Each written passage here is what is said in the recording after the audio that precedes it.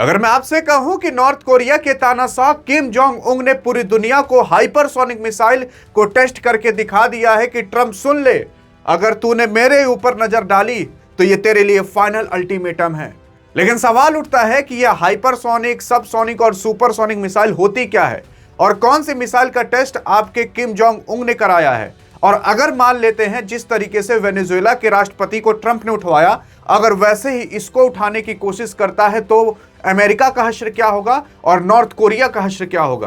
क्योंकि वेनेजुएला के राष्ट्रपति को इसलिए उठा लिया आसानी से क्योंकि वेनेजुएला के पास कोई एटम बम, कोई न्यूक्लियर बम नहीं था। लेकिन हां, इसके पास कितना बम है अभी सुनोगे तो हैरान हो जाओगे।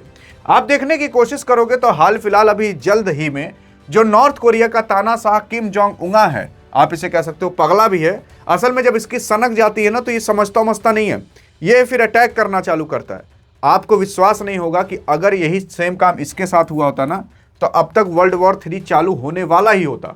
लेकिन असल में किम जोंग उंग ने इसे फाइनल अल्टीमेटम पहले ही दे चुका था। फाइनल अल्टीमेटम कब दिया था? जब इसने इसके फ्रेंड को उठवाया था।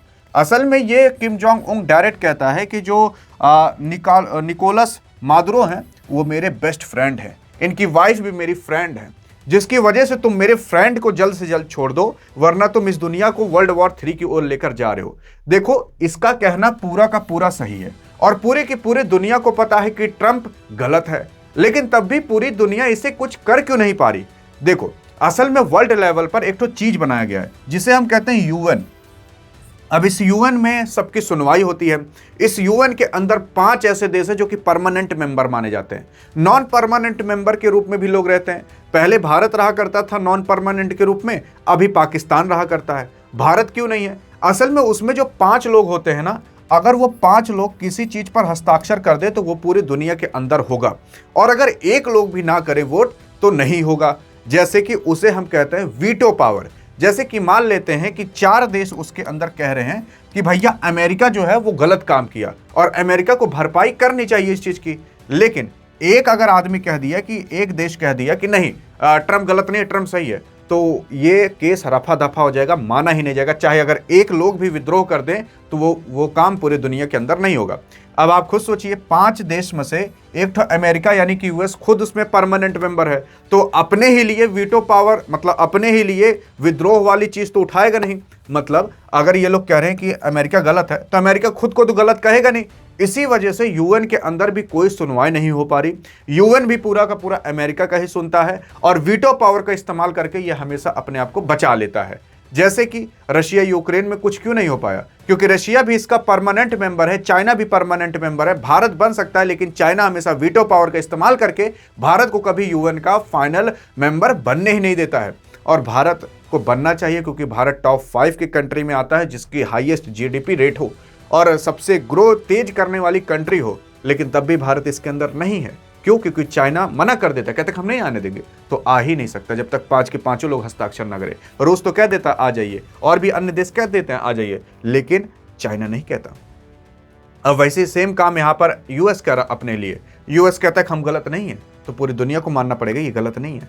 अब देखोगे किम जोंग उंग मादुरो को अपना फ्रेंड बताता है, जिसकी वजह से कह रहा है कि छोड़ दो। और हाँ, किम जोंग उंग ने ये ठान लिया था और जान लिया था अगला टारगेट किम जोंग उंगा हो सकता है। इस वजह से किम जोंग उंग ने ट्रंप को पहले ही चेतावनी दे दी थी, अगर हमारे ऊपर तुमने नजर डालने की कोशिश की ना तो भैया तुम्हारे आंख में जानते हो क्या आ जाएगी? Hypersonic missile. लेकिन सवाल ये उठता है कि हाइपरसोनिक मिसाइल होती क्या है। देखो, सबसे पहले हम ये समझ जाते हैं, तब आप जान पाओगे कि आखिरकार ये कितनी खतरनाक है। देखो, एक होती है ना सबसोनिक मिसाइल, सबसोनिक, और एक होती है सुपरसोनिक, और ये जो सुपरसोनिक होती है उसके बाद आती है हाइपरसोनिक। हाइपरसोनिक सबसे ज्यादा खतरनाक होती है। सबसोनिक जो होती है उसकी स्पीड 1 मैक से कम होती है। अब मैक क्या होता है? मैक का मतलब होता है साउंड ऑफ स्पीड। अब साउंड ऑफ स्पीड कितनी होती है? 1234 किलोमीटर पर घंटा। मतलब 1 घंटा के अंदर 1234 किलोमीटर जो आवाज रहती है वो ट्रेवल कर देती है, उतनी दूर तक चली जाती है अगर उतना तेज आप बोलोगे।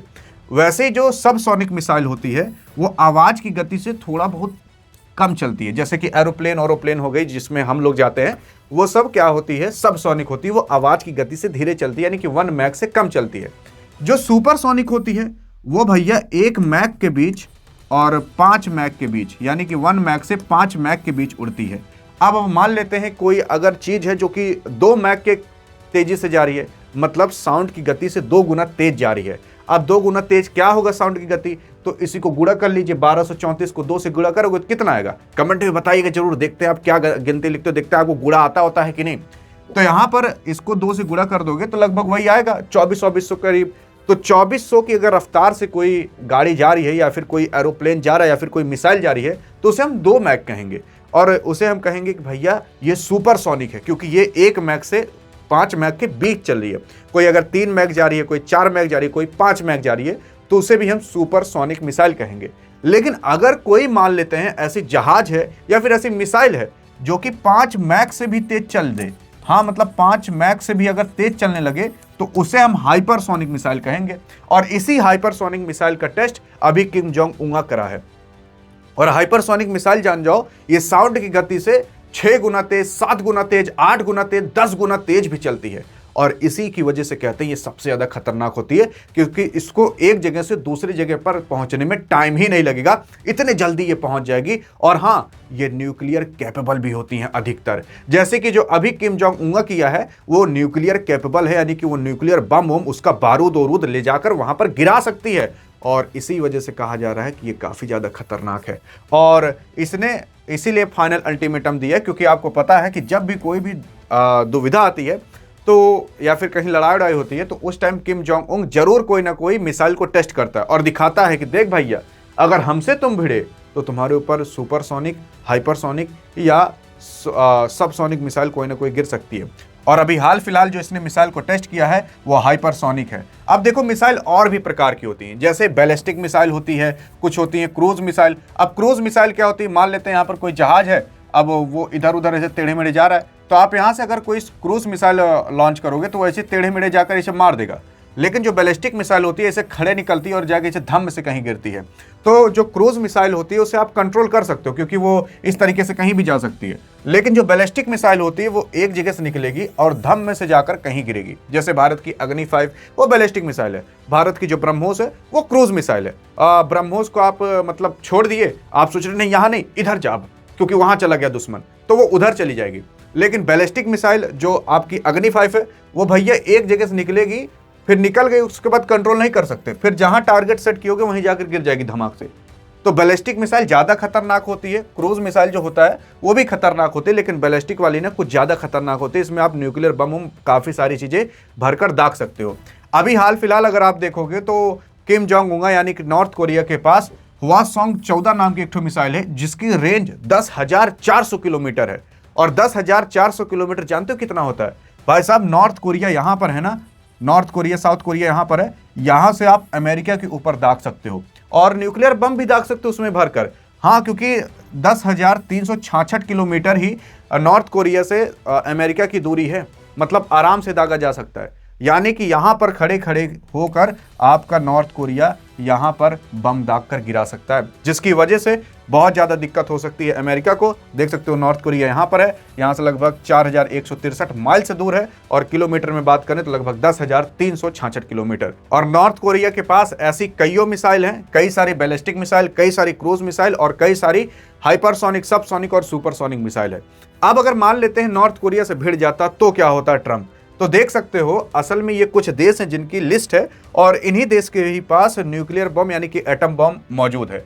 जैसे कि रूस के पास सबसे ज्यादा है 4,309 अभी करंट की बात करें। यूनाइटेड स्टेट ऑफ अमेरिका के पास यानी कि यूएस के पास 3,700 है, चाइना के पास 600 है, फ्रांस के पास 290 है, यूके के पास 225 है, इंडिया के पास 180, पाकिस्तान के पास 170, इजराइल के पास 90 और नॉर्थ कोरिया के पास 50। आप सोचोगे यार कि नॉर्थ कोरिया के पास 50 है, बहुत कम है। अरे बहुत कम की बात छोड़िए, असल में ये जो आप देश देख रहे हो ना, 1 2 3 4 5 6 7 8 9, ये 9 देश ही ऐसे दुनिया के अंदर हैं जिनके पास एटम बम या न्यूक्लियर बम मौजूद है, और बाकी इसके अलावा किसी के पास है ही नहीं। और वेनेजुएला के पास भी नहीं था, और वेनेजुएला के पास एटम बम, न्यूक्लियर बम ना होना, यही जान जाइए उनकी सबसे बड़ी कमजोरी थी। अगर वेनेजुएला के पास ये होता तो यार ट्रंप की क्या हेकड़ी कि वो जाकर उसे उठवा ले। अरे तो उसके बाद डायरेक्ट जो मिसाइलें निकलती ना वो समझ नहीं पाता। एक भी एटम बम कहीं जाकर गिर जाए ना तो आप जान जाइए फिर वो 100 साल तक वो एरिया रहने लायक नहीं होगा। और जहां पर एटम बम गिरते हैं ना, वो जान जाइए 40-50 साल वो एरिया वैसे ही पीछे चला जाता है। और 50 एटम बम की बात कर रहे हो, अरे भैया 50 तो बहुत होते हैं। अब 50 अगर किसी देश पे गिरा दो तो पूरा पूरा देश खत्म हो सकता है। आप जाकर देख लीजिए हिरोशिमा नागासाकी के अंदर लगभग 70-80 साल हो चुके हैं, लेकिन आज भी वहां पर लूज लंगड़ पैदा होते हैं। इतना खतरनाक होता है एटम बम। तो एटम बम जिसके पास भी होता है उससे कोई भिड़ना नहीं चाहता। और ये तो ठहरा एकदम सनकी आदमी नॉर्थ कोरिया, तो नॉर्थ कोरिया से कभी भिड़ेगा नहीं। इन सब देशों से कभी भी अमेरिका नहीं भिड़ेगा। अगर भिड़ेगा तो बहुत छोटे लेवल पर भिड़ सकता है, फिर किसी को भिड़वा सकता है। जैसे भारत को पाकिस्तान से भिड़वा सकता है, भारत को बांग्लादेश से भिड़वा सकता है, और धीरे धीरे करके कमजोर करा सकता है। लेकिन ऐसे डायरेक्टली नहीं भिड़ सकता कि आए प्रेसिडेंट या प्राइम मिनिस्टर को उठाकर लेकर चले जाए। इन 9 देश पर तो ये कभी सोच भी नहीं सकता, और अगर सोच ले फिर बड़ी दिक्कत हो जाएगी, क्योंकि वेनेजुएला तो सह लिया, बाकी अन्य देश कई कीमत पर भी नहीं सहेंगे। हाँ, जो अभी कर दिया है। क्या लगता है कि अगला नेक्स्ट टारगेट ट्रम्प का कौन होगा? तो नेक्स्ट टारगेट उसने भी बता दिया है कि जैसे हम ग्रीनलैंड को, क्यूबा को और अन्य देशों को हम नेक्स्ट टारगेट बना सकते हैं। और वो देश अब काफी ज्यादा डरे हुए हैं, क्योंकि ट्रम्प ने तो डायरेक्टली यही अनाउंस कर दिया था कि ये जो पूरा अमेरिका वाला हिस्सा है ना, ये पूरा हमारा ही है, इस पर हम ही कंट्रोल करते हैं। और यूएन के अंदर उसने कहा था अगर वो पूरी दुनिया को कह देता कि हम पूरी दुनिया को कंट्रोल करते हैं, तब भी कोई यार हिम्मत नहीं करता उसके खिलाफ आवाज उठाने की। क्या लगता है आपको कि ट्रम्प क्या भारत के ऊपर ऐसी नजर उठाकर कभी देखेगा भी कि भारत के प्रधानमंत्री को उठवा ले?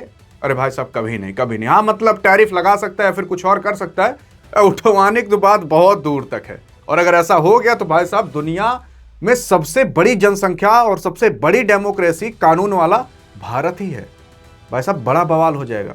और अगर ऐसी इंफॉर्मेशन चाहिए तो आपके लिए हमने खास आपके लिए एक टेलीग्राम चैनल बनाया, जहां पर आपको छोटी से छोटी इंफॉर्मेशन अप टू डेट तुरंत मिलते रहेगी। अगर आप किसी की तैयारी कर रहे हो तो वहां पर आपको वो इंफॉर्मेशन मिलेगी जो कहीं नहीं मिल पाती सबसे जल्दी। अधिक जानकारी चाहिए तो इस वीडियो में मिलते हैं, तब तक के लिए जय हिंद, जय भारत।